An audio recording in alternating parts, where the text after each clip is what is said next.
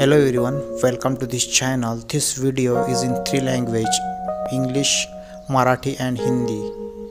So we can understand the difference between two modal auxiliaries. First one is should and other is must. So should means चाहिए किंवा पाहिजे. Must means अवश्य चाहिए किंवा पाहिजेच. याचा सेंटेन्समध्ये यूज पहा कशा प्रकारे होईल. We can use this modal auxiliaries in sentences. So first sentence is we should go. याची स्ट्रक्चर अशा प्रकारे होईल. Subject plus should plus V1 means क्रियापदाचे फर्स्ट फॉर्म.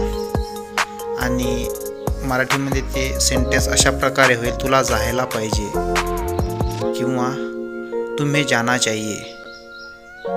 नेक्स्ट पहा मस्टचा यूज.